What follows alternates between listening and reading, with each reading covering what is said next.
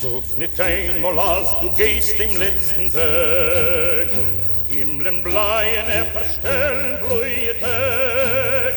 Hummen wir doch unser Reis gebänkte Schau. Das Wetter beugt und unser Tritt, wir sind da. Hummen wir doch unser Reis gebänkte Schau. Das Wetter beugt und unser Tritt, wir sind da. Im Palmenland bis weißen Land von Schnee. Wir sehnen du mit unser Pein, mit unser Weh. Wo gefallen ist ein Spritz von unser Blut. Protzen wer doch unser Gwure, unser Mut. Wo gefallen ist ein Spritz von unser Blut. Protzen wer doch unser Gwure, unser Mut.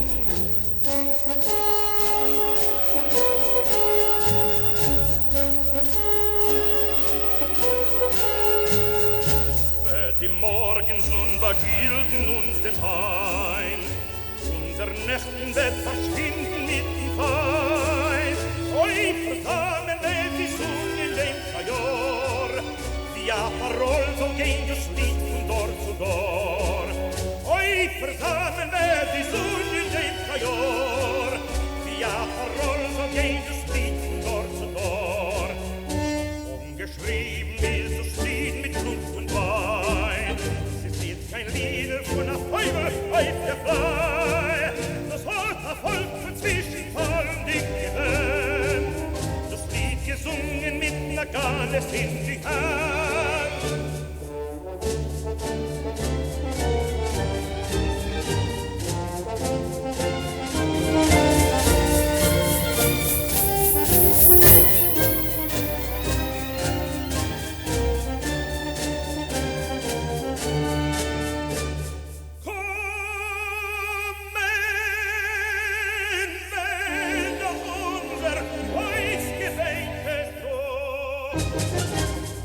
Es wird abheucht von unser Trost, wir sagen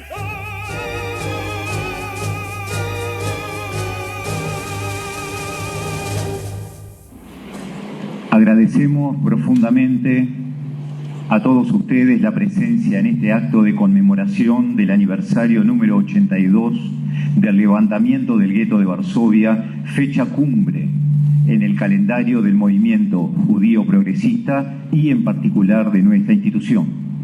Queremos agradecer también la presencia entre nosotros de la señora vicepresidenta de la República, ingeniera Carolina Cose.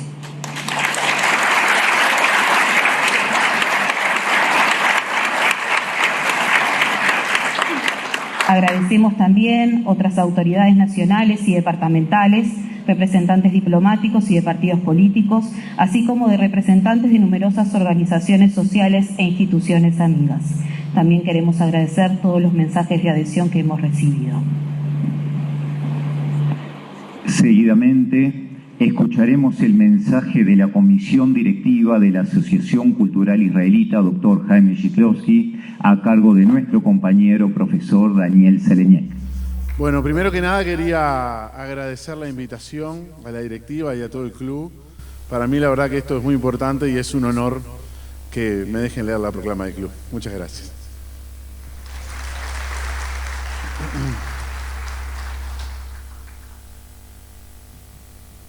Buenas noches, autoridades presentes, instituciones amigas, compañeros y compañeras. Nuestra institución, como cada abril, conmemora el heroico levantamiento del gueto de Varsovia. Este adquiere especial relevancia porque se cumplen 75 años del nacimiento de nuestra institución, Dr. Jaime Shiklovsky, parte del movimiento judío progresista del Uruguay, fundado con el aporte de cientos de colaboradores que llegaron a nuestro país tras sufrir en Europa penurias económicas o perseguidos por ser judíos, muchos de ellos por profesar ideas de avanzada. La construcción del palacio, como lo denominaban, fue una respuesta a la pretensión del nazismo de destruir la vida y la cultura judía. En el Palacio Shiklovsky se abrieron jardinería y escuela, grupos de teatro y coros, gimnasio, biblioteca y un lugar cálido y fraterno para socializar.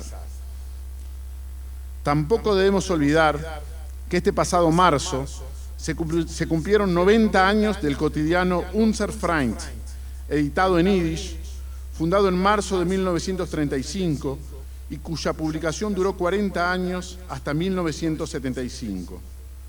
Periódico que informaba sobre la actualidad judía en el Uruguay y en el mundo, y desplegó siempre una esclarecedora y tesonera campaña, alertando sobre los peligros de los rebrotes del nazifascismo y antisemitismo, y siempre a favor de la paz.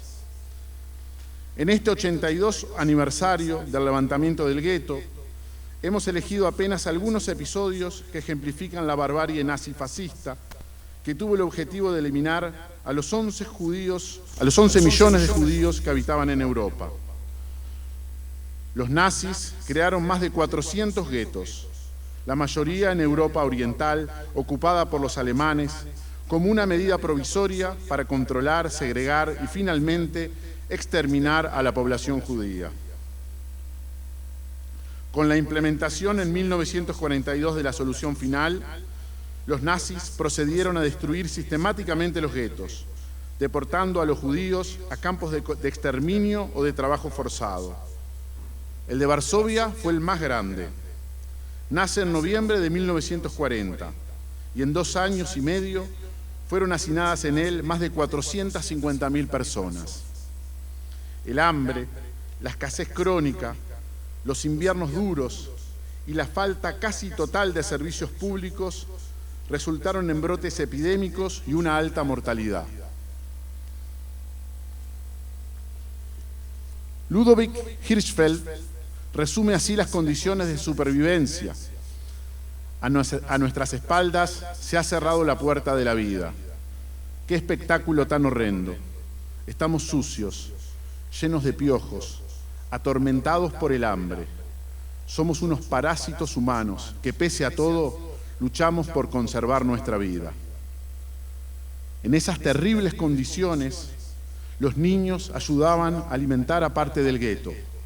Eludiendo los muros, pasaban al otro lado para conseguir pan, papas y otros alimentos para sus familias.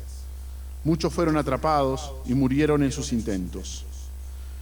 La poeta Henrika Lassowert, asesinada en Treblinka, escribió estos versos conmovedores. A través de una apertura en la oscuridad, alambres, ruinas y vallas, hambriento, arrojado, decidido, pasaré como un gato. Y si la mano del destino me atrapara y una bala interrumpiera mi acción, ¿quién, madre mía, quién te traerá mañana tu pan? Los nazis cometieron asesinatos en masa. El término más correcto sería genocidio. En el caso de los judíos fueron 6 millones, pero recordemos que también pretendieron exterminar, además de a los que se oponían a sus ideas políticas, a los gitanos, negros, homosexuales, gente con capacidades diferentes, es decir, a todos los que según ellos amenazaban la pureza de la raza aria. A mediados de 1942, solo quedaba algo más de 50.000 judíos en el gueto de Varsovia, que comienzan a organizarse y a generar las primeras acciones de resistencia armada contra la barbarie nazi. Liderados, entre otros comandantes, por el joven Mordejai Anilevich, provocaron muchas bajas e hicieron retroceder en varias oportunidades a la tropa nazi que rodeaba el gueto.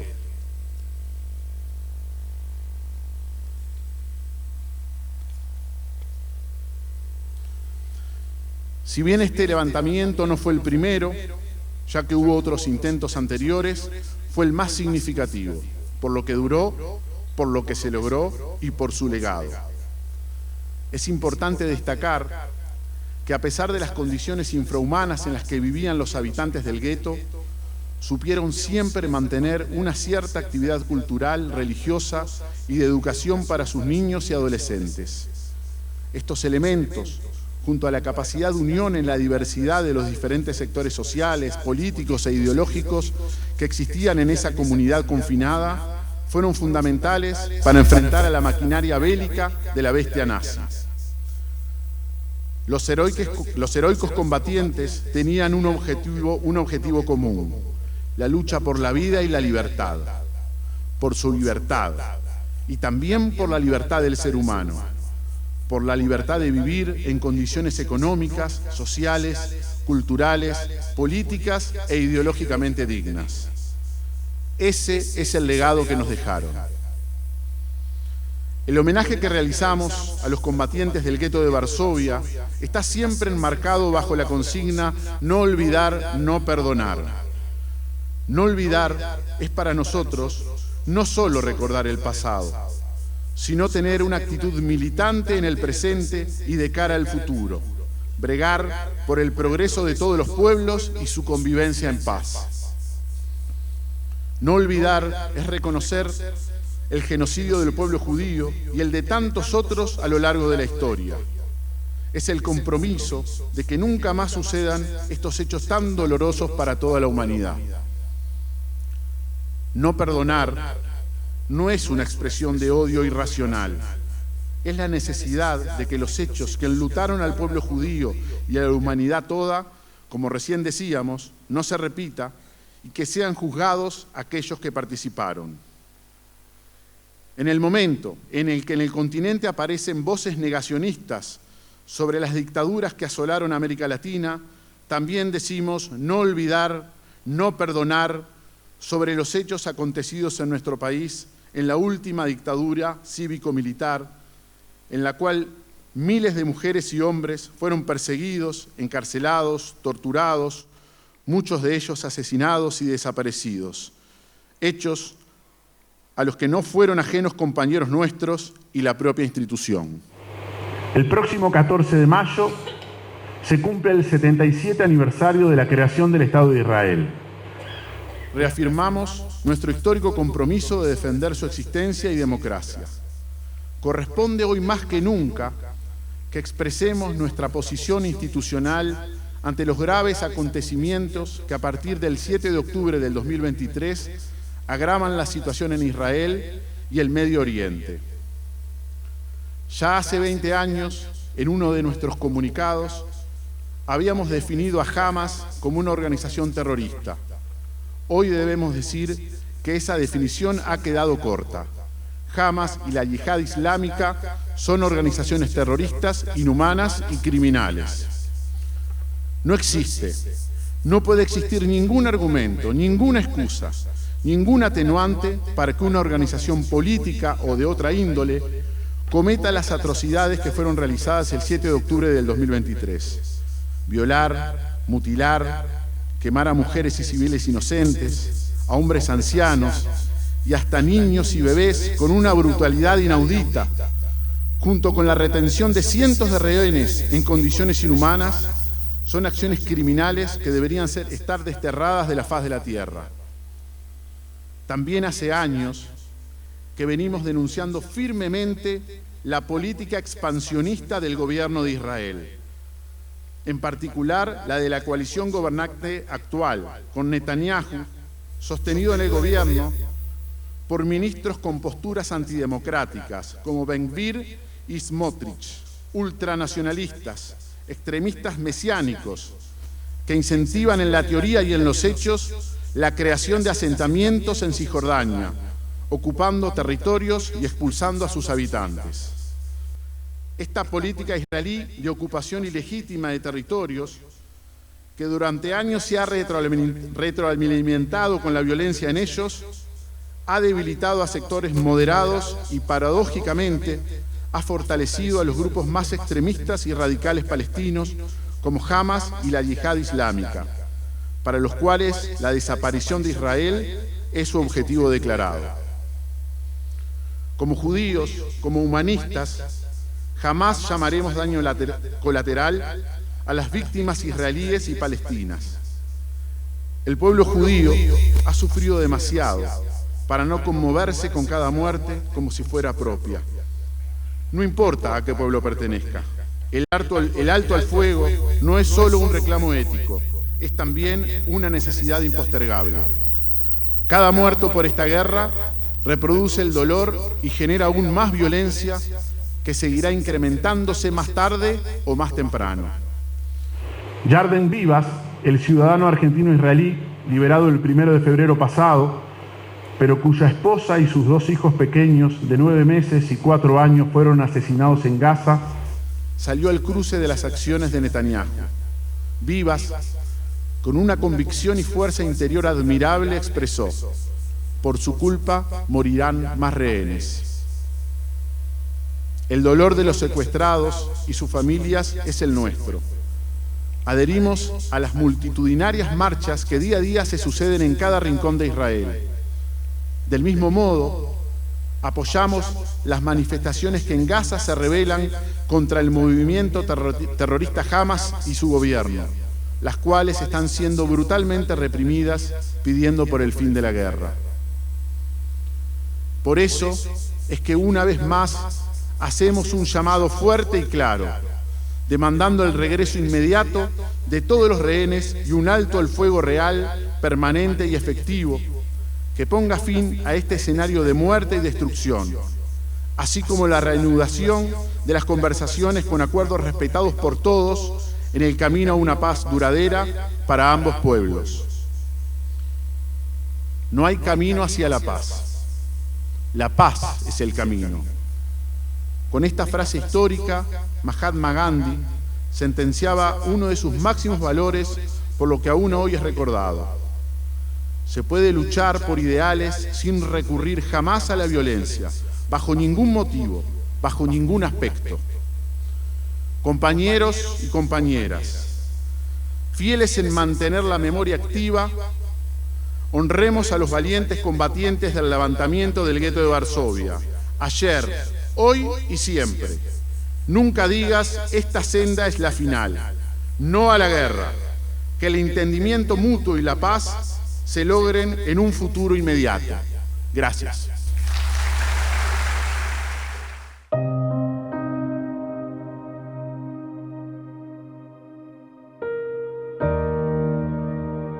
Durante el año 1940 fueron confinados en un barrio de Varsovia más de 450.000 judíos.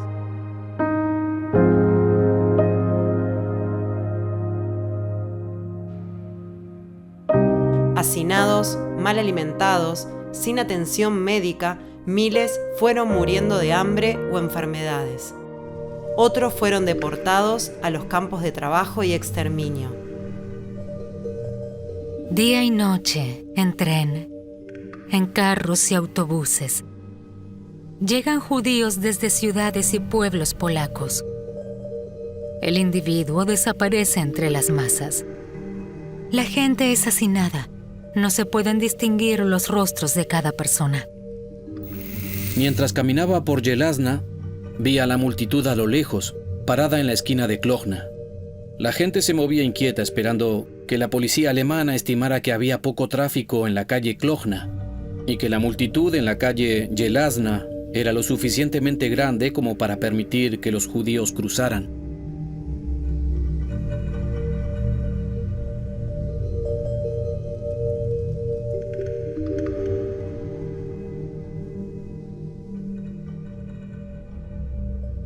Cuando finalmente llegaba el momento, se separaba la barrera de policías y la multitud impaciente avanzaba en ambas direcciones. La gente sentía pánico e intentaba mantenerse alejada de los peligrosos alemanes y desaparecer rápidamente en las profundidades de los guetos. Anuncio. Un judío que abandone sin autorización el distrito que le fue asignado será castigado con la muerte. El mismo castigo se aplica a aquellos que a sabiendas alberguen a judíos o ayuden a judíos. Varsovia, 10 de noviembre de 1941. Dr. Fischer, gobernador. En algunos puntos los muros del gueto no llegaban a la acera. A intervalos regulares había aberturas a lo largo de las aceras, por las que podía drenar el agua. Estas aberturas también eran utilizadas por niños para el contrabando. A fines del año 1942, ya quedaban solo unos pocos miles en el gueto, los que comienzan a organizarse y a generar las primeras acciones de resistencia contra la barbarie nazi, en su lucha por la vida y la libertad. Por razones de seguridad, ordeno demoler el gueto de Varsovia. Primero deben recuperarse todas las partes utilizables de edificios y otros materiales de cualquier valor. Se me debe presentar un plan general para la demolición del gueto. De cualquier forma, tenemos que asegurarnos de que el espacio ocupado anteriormente por 500.000 infrahumanos y de ninguna manera utilizable para alemanes desaparezca por completo. Y que Varsovia, esta ciudad de millones de habitantes, que siempre ha sido un centro de corrupción y revueltas, sea reducida. Heinrich Himmler, jefe de las SS.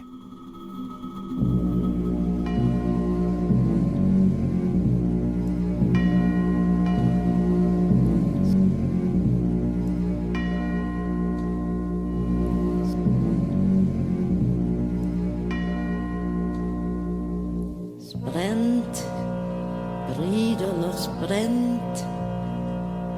Oi, unser arm Städtel nebber brennt. Diese Winden mit ihren Gossen reißen, brechen und zerblasen, stärker noch die wilde Flammen, als herum schon brennt. Und ihr steht und guckt da so sich mit verlegten Händen. Und ihr steht und guckt da so sich, wie unser Städtele brennt. Es brennt, Brüderlich, es brennt. Oi, unser arm Städtel nebber brennt. Es haben schon die Feuerzungen das ganze Städtel eingeschlungen und die böse Winternutschen als herum schon brennt. Und ihr steht und guckt da so sich mit verlegten Händen. Und ihr steht und guckt da so sich, wie unser Städtele brennt. Es brennt, Brüderlich, es brennt. Ois kann Cholile kommen der Moment. Unser Stadt mit uns zusammen soll auf Asch weg in Flammen bleiben, soll wie noch a Schlacht, ne schwarze Puste Welt. Und ihr steht und guckt da so sich mit verlegten Händen. Und ihr steht und guckt da so sich, wie unser Städtele brennt. Es brennt, Brüderlich, es brennt. Die Hilfe ist nur in euch allein gewendet. Euch das Städtel ist ein Feier, nennt die Kehlen, lässt das Feier, lässt mit Eil, Eigenblut, beweist, dass ihr das kennt. Steht nicht Brüder und da soll sich mit verlegten Händen. Steht nicht Brüder, lässt das Feier, unser Städtel brennt.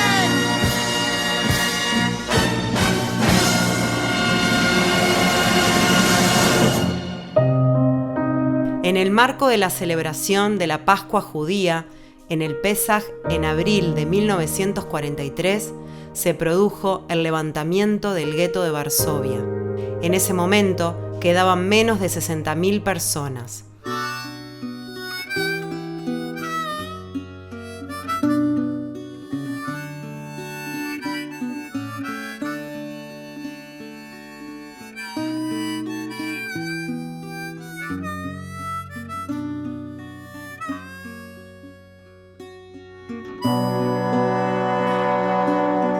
Still, die Nacht ist ausgesternt und der Frost hat stark gebrennt. Sie gedenkst du, wie ich hab dich gelernt, halten a Speier in die Hände. Amoi, a Pelzel und a Beret und halt in Hand fest an a Gun. Amoid mit a Samet in Emponim, hitop dem Soines Karawan. Gezählt geschossen und getroffen. Und ihr Klinger Pistol erneut auf Fulten mit Waffen verhalten hat sie mit ein Keul.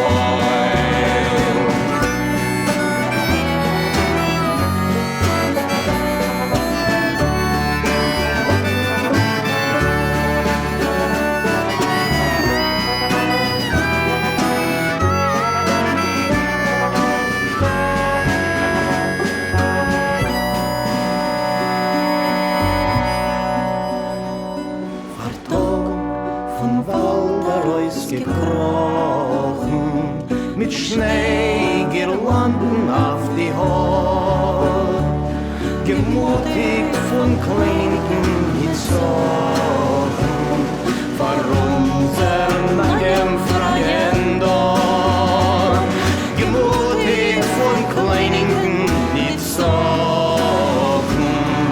vor unseren Nacken freien Dorf.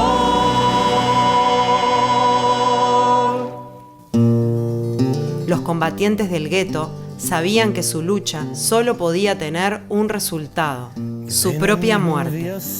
Pero enfrentaron a sus asesinos por su dignidad y su libertad, pero también por nuestra dignidad y nuestra libertad, por nuestro presente y nuestro futuro.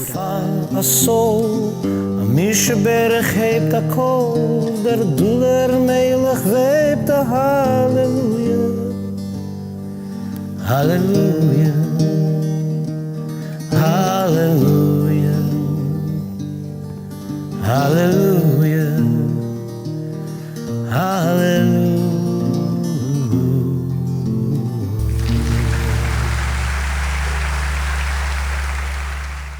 Nació en Montevideo, en el barrio Buceo, está casado hace 36 años y tiene 2 hijas. Es doctor en Derecho egresado de la Universidad de la República. Hace 34 años que se desempeña como fiscal y desde hace 7 años está al frente de la Fiscalía especializada en crímenes de lesa humanidad. Socio número 53 de la Asociación Social y Cultural de Estudiantes de Enseñanza Pública, creada en 1982 por estudiantes universitarios, principalmente de la Facultad de Derecho, que aún en dictadura se convirtió en articuladora del movimiento estudiantil y continuadora de la histórica Federación de Estudiantes Universitarios del Uruguay, FEU, que permanecía ilegalizada desde 1973. Posee publicaciones en distintas revistas jurídicas, realizó ponencias en el ámbito nacional e internacional y es autor de 2 libros. Es un gran honor, entonces, recibir al doctor Percy Vale, a quien le damos la palabra. Es un gran gusto y un enorme honor estar aquí presente en este acto de conmemoración de los 82 aniversarios del levantamiento del gueto, que, como todos comprenderán, es un hecho muy importante para el pueblo judío, pero también para toda la humanidad. Y también es un honor y es un gusto estar aquí presente en esta institución tan prestigiosa. Cuando Daniel me llamó por teléfono, se me generaron un conjunto de dudas: estaré a la altura, podré aportar algo, no hay gente mucho más importante, pero todas esas dudas se disiparon por él, por la memoria de su hermano, y por un conjunto de razones que también me vinculan de una u otra forma a esta institución. En primer lugar, por 2 grandes amigos como Adriana y Marcelo y su familia, Dora, Ana, José, Rubén, Jacqueline, que desde muchos años atrás me han vinculado a esta organización. Y además también dije que sí a estar presente en este importante acto, porque comparto los valores y los principios de esta institución, porque comparto la solidaridad, comparto el humanismo y comparto también la paz y fundamentalmente la memoria, y este es un gran acto de memoria. Señalado lo anterior, como ustedes sabrán, yo no soy judío, no soy historiador, menos filósofo, un abogado y fiscal, simplemente. Entonces, es claro que existen otras voces mucho más representativas para hablar del levantamiento del gueto de Varsovia como hecho histórico, como este hecho tan importante para la humanidad. Yo no transitaré por ese camino, porque ya lo ha hecho el integrante de esta colectividad que me precedió, y también fue muy claro en los videos que vimos. Todos conocemos lo que fue este levantamiento y lo relevante, pero sí quería transitar por lo que es mi conocimiento, el derecho. Hizo riesgo de aburrirlos en este camino. La intención es fortalecer el derecho y intentar buscar los puntos de conexión entre aquellos hechos tan aberrantes, tan trágicos, y el actual, lo que hago, mi trabajo, la búsqueda de verdad y justicia desde una fiscalía, y también con los problemas que hoy nos enfrentamos como humanidad. Entonces, si existió un levantamiento, necesariamente es porque existió antes un gueto, o como dijo el compañero anterior, centenares de guetos, o si se quiere, un proceso de guetización. ¿Y qué fueron estos procesos de guetización? Lo vimos en el video y todos más o menos conocemos. Fue un fenómeno de concentracionario segregacionista por parte de las autoridades nazis, por la sola razón de una cultura, de una religión, de las costumbres, por razones políticas, étnicas, raciales, esa que fue además un paso intermedio para la solución final. ¿Y a quién se atacó? Como se dijo antes, no solo al pueblo judío, pero fundamentalmente al pueblo judío, pero también a los romaníes, a todos los disidentes políticos, ideológicos, y también a aquellos por condición de género y sexualidad, como bisexuales, homosexuales, etc. Entonces, esto es lo grave de aquel problema. Y como todos sabemos, además de eso, que fue muy grave para la humanidad, los guetos o el proceso de guetización en sí, lo que fue una gran violación de los derechos fundamentales de las personas. Y eso es lo que tenemos que tener presente, esas graves violaciones a los derechos fundamentales. En primer lugar, con el traslado compulsivo de todas estas víctimas en general y del pueblo judío en particular a lugares centrales, concentrados, cerrados por muros y de donde no se podía salir, lo que se provocó fue una grave violación o una privación ilegítima de la libertad de esas personas, y de esa forma un ataque grosero y masivo al derecho a la libertad que todo ser humano posee. Aunado a ello, también se obligó al trabajo forzado de un conjunto muy importante de los integrantes, y esto sumó un plus a esa privación de libertad. En segundo lugar, con el traslado compulsivo a lugares tan pequeños. Si tomamos en consideración el gueto de Varsovia, tenía un 2,4% de la superficie de Varsovia, y fueron trasladados 450.000 personas aproximadamente, que representaban un 30% de la población. Esto significó, por la vía de los hechos, un asfixiante hacinamiento que lo veíamos en las pantallas. Si sumamos a ello la falta de alimentación y la falta de medicamentos, lo que nos da es una consecuencia directa en la salud mental y psíquica de las personas, y también en la vida. Entonces ahí tenemos la segunda violación al derecho fundamental, a la integridad física, psíquica y a la vida de las personas. Como consecuencia de esto, murieron miles de personas por enfermedades, por hambre y también por suicidio.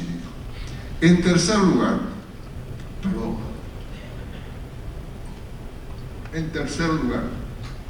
en la medida que las personas fueron hacinadas, encerradas, aisladas, etiquetadas, humilladas y provocadas por los custodios, se dio una clara atentado a la dignidad de las personas, y con esto la violación flagrante de tener una vida, el derecho a una vida digna.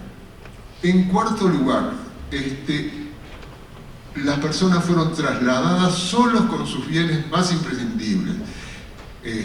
Por eso se produjo un gran despojo de los bienes inmuebles, de las empresas, de las cuentas bancarias y de muchos bienes muebles importantes. Y con esto lo que se dio fue claramente una violación al derecho a la propiedad individual de las personas. Porque recordemos que tanto el nazismo como también la represión aquí en Uruguay tuvo un fin económico, porque detrás de ello mucha gente se enriqueció.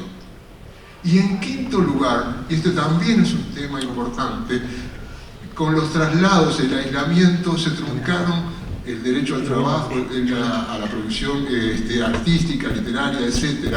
Y de esa forma fueron violados estos derechos al trabajo, a la actividad productiva, artística, etc. Y de esta forma se truncaron un conjunto de expectativas de vida, de proyectos de vidas que la gente se vio truncado. Esto básicamente, estas violaciones gravísimas a los derechos fundamentales de las personas, solo, repito, como dije antes, por la condición racial, étnica, ideológica, política, etc. Y precisamente contra estas graves violaciones a los derechos humanos fundamentales es que se resistieron los ocupantes del muro, del gueto de Varsovia. También, en este caso, amparados en el derecho más pristino a oponerse a la opresión, que se encuentra reconocido en todas las constituciones del mundo desde el punto de vista tácito. Y a su vez, desde un punto de vista jurídico-penal, amparados en la legítima defensa, que es aquella que nos permite a nosotros ejercer violencia contra otra persona cuando nuestros derechos fueron atacados. Este levantamiento trajo consecuencias inmediatas muy claras. ¿Qué pasó con los combatientes? Muchos murieron en el acto, otros fueron asesinados cuando terminó el combate y finalmente el resto de los ocupantes del gueto fueron trasladados a los campos de exterminio. Pero esas son las consecuencias inmediatas y yo hoy me quiero detener en las consecuencias mediatas de corto y de largo plazo que llegan hasta el presente y que son utilizadas desde la Fiscalía para avanzar en verdad y justicia. ¿A qué nos referimos con esto? Porque estos hechos tan aberrantes, como lo fueron las guetizaciones, como lo fue el Holocausto, en realidad trajeron consecuencias muy importantes para toda la humanidad y hoy todos gozamos de esos privilegios, por decirlo de alguna forma, o derechos o principios que se instauraron a partir de esos hechos tan aberrantes y tan trágicos. En primer lugar, como consecuencia de la Segunda Guerra Mundial y en general, y en particular del Holocausto y de los procesos de guetización, se creó la Organización de Naciones Unidas. Y Naciones Unidas tiene dos objetivos muy claros. Primero, el mantenimiento para la paz y segundo, la protección internacional de los derechos humanos. Y cada año la Asamblea General de Naciones Unidas aprueba resoluciones en favor de eso, del mantenimiento de la paz y también de la protección internacional de derechos humanos. Y Uruguay fue un pionero en esto porque aprobó en el año 45, con la ley 10.683, la creación de Naciones Unidas. Y desde esa fecha nosotros nos comprometimos a estos dos grandes principios, a la paz y a la protección internacional de los derechos humanos. Como segundo hecho sumamente importante, derivado de esos procesos de guetización y del Holocausto en sí, se creó también en el año 45 el Tribunal Militar Internacional para la persecución de los crímenes de lesa humanidad y los crímenes de guerra. Y fundamentalmente lo que quiero resaltar aquí es el estatuto del Tribunal Internacional Militar, porque en su artículo 6 reconoce los crímenes contra la paz, los crímenes de guerra y los crímenes de lesa humanidad. Y digo que los reconoce porque estos preexistían en el momento, porque siempre está eso de que fueron creados ad hoc para esa instancia. No, preexistían, por eso es que fueron reconocidos. Y Uruguay también es pionero, este es un dato que no conoce mucha gente, Y es pionero porque Uruguay fue de los 19 países, repito, 19 países en el mundo que aprobaron este Estatuto Internacional de Nuremberg. Y esto lo digo expresamente para los negacionistas de hoy que dicen que los crímenes de lesa humanidad fueron creados a partir del año 2006 con la ley 18.026. No, señores, los crímenes de lesa humanidad en nuestro ordenamiento jurídico ingresaron en el año 45 cuando fue aprobado por decreto el estatuto. Y nos queremos detener en lo que son los crímenes contra la paz, los crímenes de guerra y los crímenes de lesa humanidad. Los crímenes contra la paz son claramente todas aquellas conductas contrarias a las normas internacionales en la materia. Pero sí nos gusta detenernos en los crímenes de guerra, que son aquellos, obviamente que también vulneran las normas internacionales en la materia, pero que específicamente tienen un capítulo para los civiles, y precisamente esto es a partir del Holocausto y de la guetización. ¿Por qué? Porque se reconoce como un crimen de guerra los asesinatos, las violaciones a la integridad física y mental de las personas y también todos los procesos de deportación y de trabajo forzado. Y eso necesariamente está relacionado con lo que hoy conmemoramos.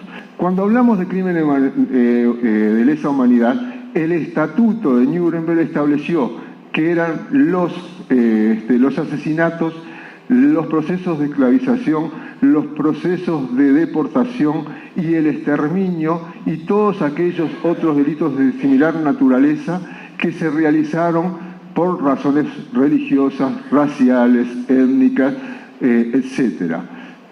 Pero hoy ese concepto fue ampliado con los años y se reconocen, además de esos crímenes, también las desapariciones forzadas, la tortura, los abusos sexuales, las privaciones ilegítimas de libertad, etc. Y también hoy se reconoce como un crimen de lesa humanidad, porque no alcanza con que tengan esa gravedad, sino que requieren que sean realizados por agentes del Estado o con la aquiescencia o con el consentimiento de los agentes del Estado. Por eso también se persiguen a todos los escuadrones de la muerte o todas aquellas acciones terroristas que cuentan con la aquiescencia del Estado.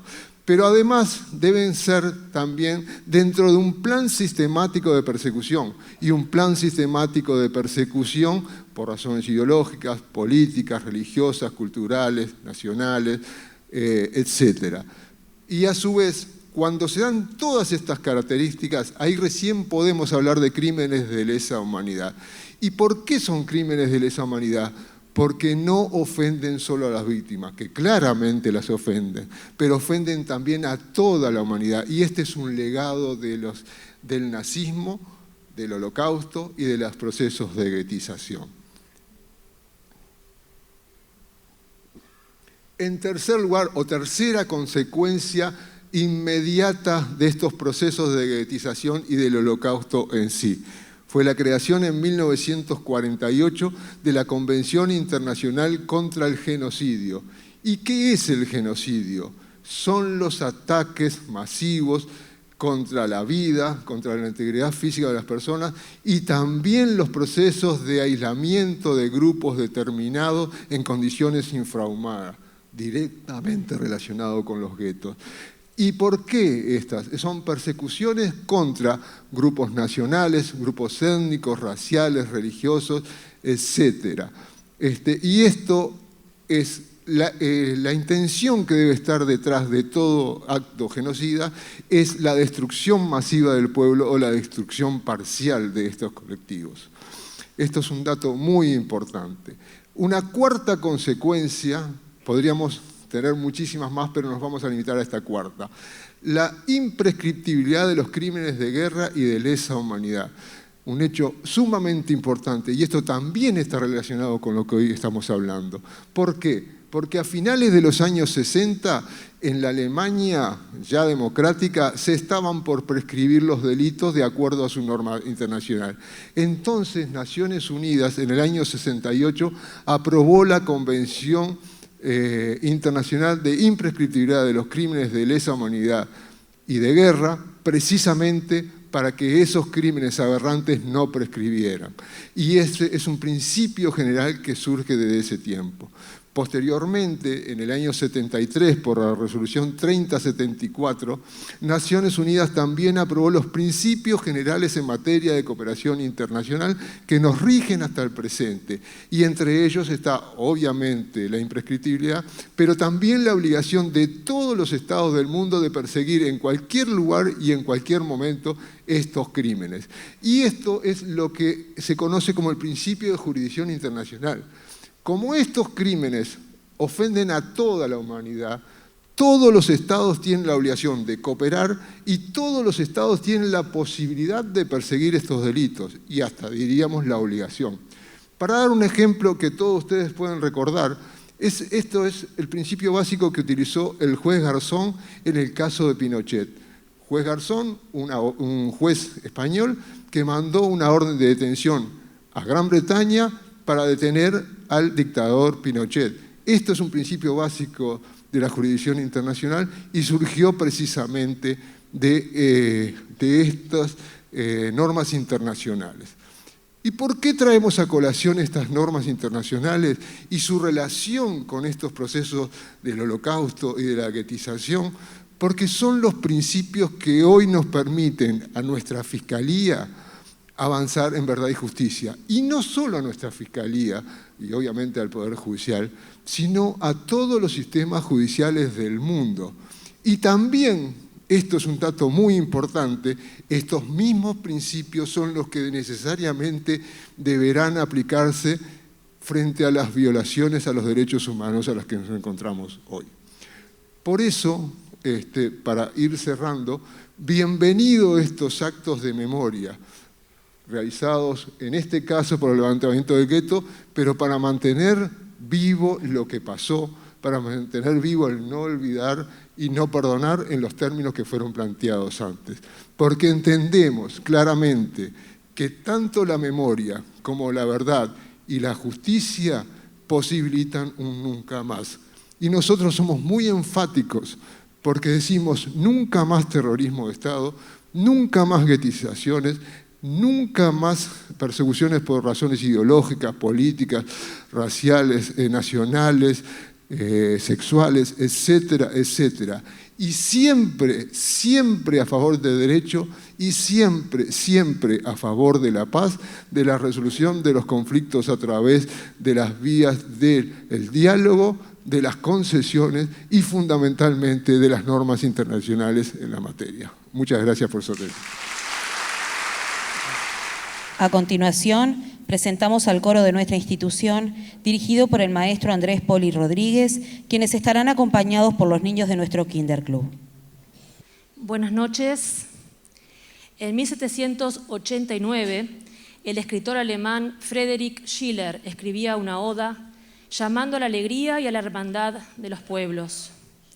63 años más tarde, en 1852, nacía en Polonia el poeta judío Isaac Leibowitz Peretz, que en yiddish nos recuerda que los hombres y mujeres somos mezclas de colores, hermanos, hijos de la misma madre y del mismo padre.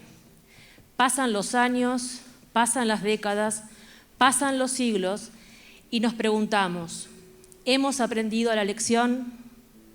Eduquemos para que las próximas generaciones puedan responder que sí.